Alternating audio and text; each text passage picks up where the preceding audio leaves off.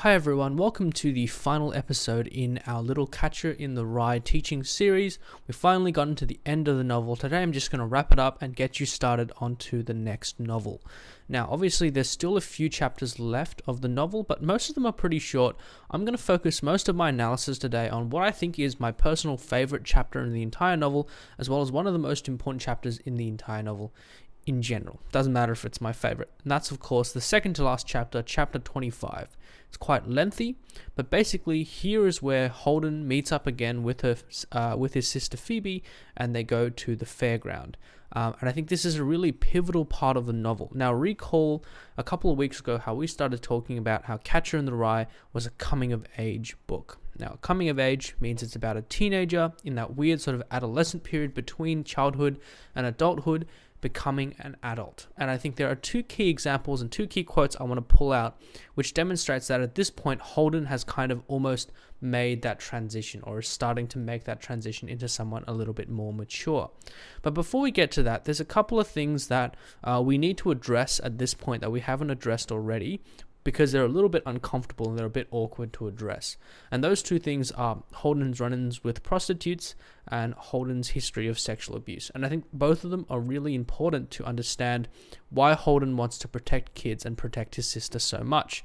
So as we learn throughout the novel, Holden Caulfield has had a history of people, kind of creepy, perverted men and women trying to sort of, get him to do or perform sexual acts and exploit him, okay? And basically, he sees these people as an example of why adults and authority figures can't be trusted. Because the minute you give authority figures any degree of control or any degree of power over you, they will try to exploit you. They will try to use that power to get something out of you. And to Holden Caulfield, because he's seen so many people over history do that to him and try to, exploit him into doing something like that, he feels that's sort of true of all the adults. And he most of all wants to protect his kid sister Phoebe from even learning about that sort of thing. Okay, so he really wants to not only protect her from that ever happening to her, but also protect the innocence of her mind and the innocence of how she's thinking, because he doesn't want to expose her at all to anything like that.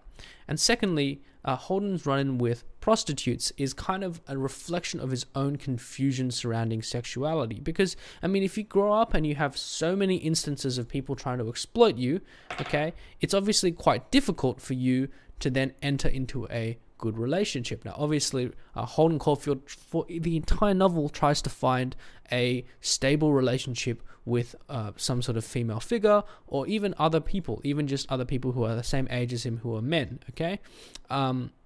But he is not successful, because like I said in the previous video, there's a sort of paradox going on within Holden Caulfield, okay? There's this paradox of both him wanting desperately to find someone else to connect with, but also not trusting anyone and not wanting to make oneself vulnerable and make oneself open to being hurt.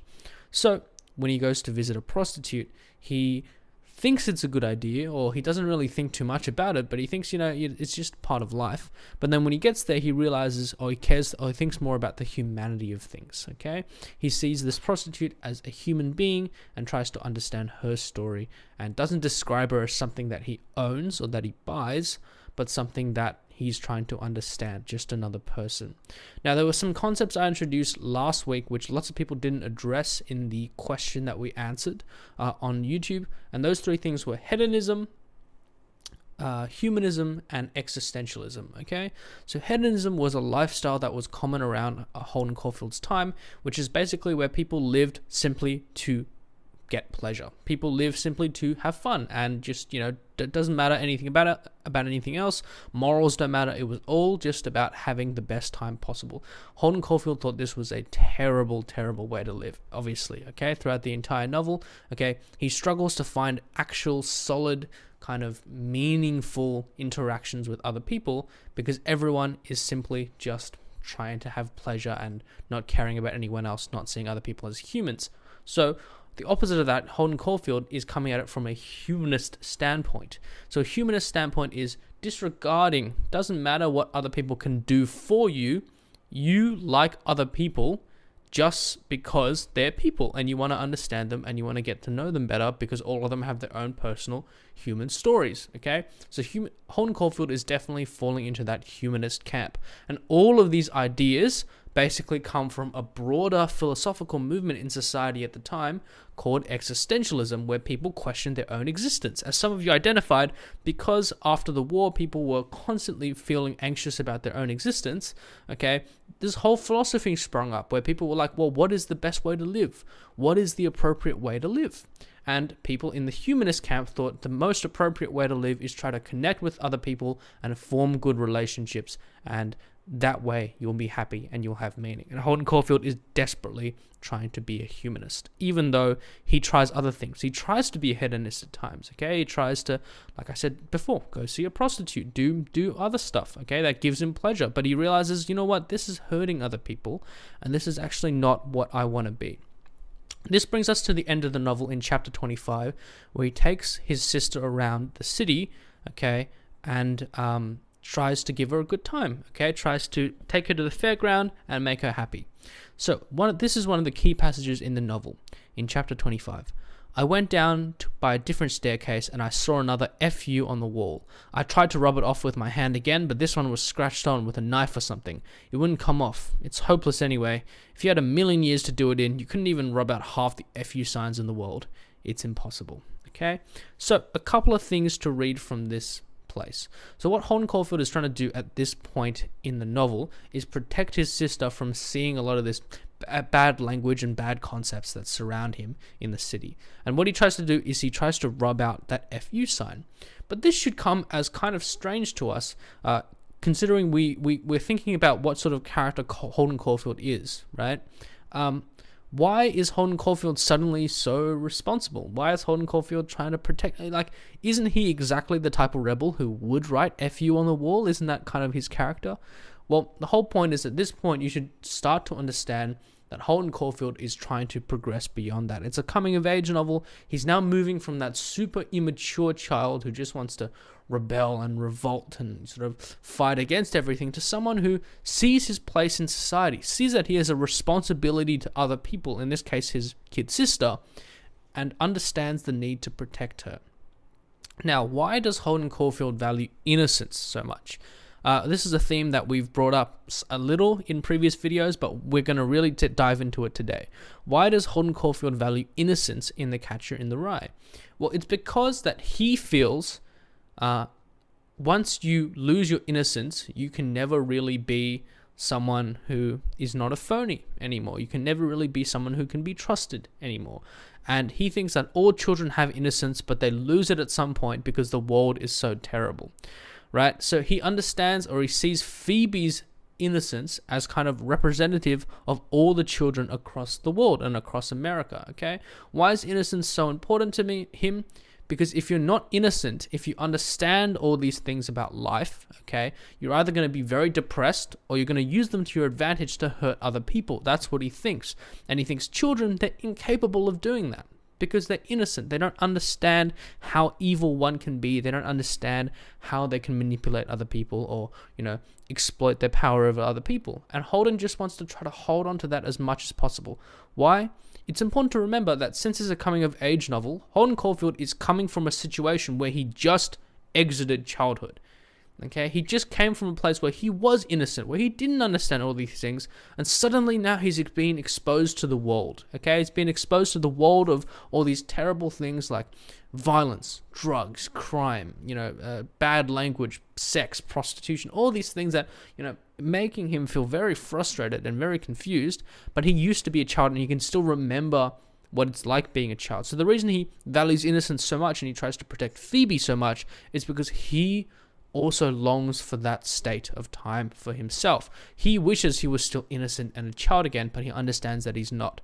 So what does he do? He thinks, I must take personal responsibility, and at the end of the day, I have to protect the people who are still innocent, who can still be saved. Now, right at the very end, Holden Caulfield takes his sister Phoebe onto a fairground ride, buys her a ticket, and here's the last paragraph of the last chapter.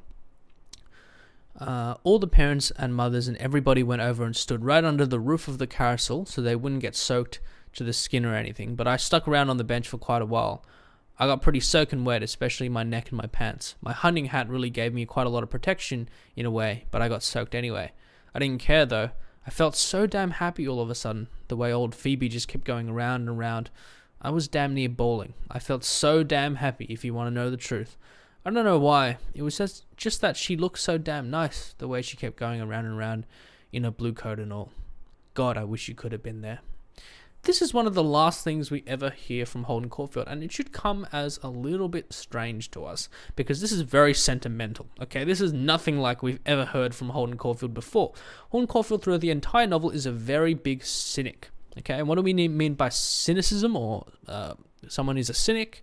Okay, someone who's a cynic is always doubting other people and trying to find the faults and problems in other people, okay? And Holden Caulfield, bar none, is an absolute cynic, right? Because he rebels against all these institutions. He doesn't trust anybody. He always thinks everyone's out to get him. He is a classic cynic. But at the end of the novel, he begins to get really sentimental when he sees his sister going around and around on the merry-go-round. And why is that? It's because, like I said before, he's starting to make that transition. He's starting to realize that he has a responsibility and he can do good things in this world. He does have a human connection in this world with his sister, with family, okay? In this case, Holden Caulfield says, I can have a genuine relationship with my sister, okay? I can protect her, I can try to preserve her innocence, and it makes me happy when she's happy. That's a true humanist stance, okay? I'm not going to get pleasure from running around with pimps and drug dealers and running through the streets and not going to school and rebelling. No, I'm going to get meaning from the joy and the happiness that I get when I spend it with other people. And this final passage is very, very beautiful. Even though it's written in this kind of offhand, almost sarcastic way, it's actually a really beautiful sentiment to conclude the novel and show us that Holden Caulfield, well, at the end of the day, he's growing up despite everything. Cool. So that neatly sums up all of The Catcher in the Rye. Now, your question for this week is a little bit difficult, but I want you to have a go at it anyway. I'm not going to explain it. I'm going to address it at the start of the next video, but I just want you to have a go. Your question is, what do you think? What do you think is the main message of The Catcher in the Rye, or what do you think J.D. Salinger is trying to say in The Catcher in the Rye ultimately? Okay, so I just want you to make an argument about what the broad message of The Catcher in the Rye is. Please remember to link this to context, and also please remember to quote from the novel as evidence. Now, the next novel we're going to be reading is called The Great Gatsby. The Great Gatsby is another classic American novel. It's a little bit more complex than The Catcher in the Rye in terms of language, but it's definitely shorter. I think it's equally as enjoyable, but it's also, something we need to unpack. It's a very, very complicated novel. So that's by F. Scott Fitzgerald, The Great Gatsby. Please start reading that as soon as you can, because coming from next week will be the first video on The Great Gatsby, and you don't want to miss out. Okay, until then, I'll see you.